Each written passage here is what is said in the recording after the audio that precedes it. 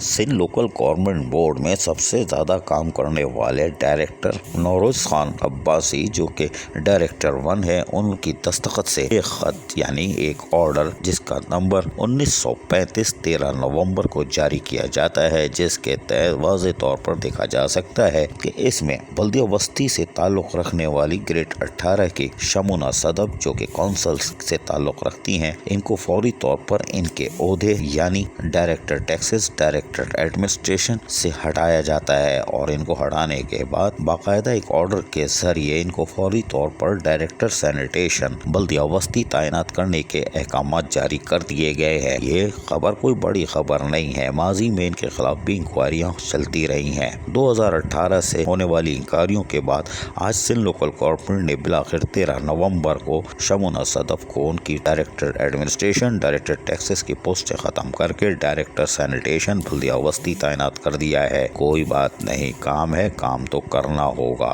तनख्वाह तो मिलती रहेगी। अजीज आरिफ, KBS बल्दियाती न्यूज़, कराची।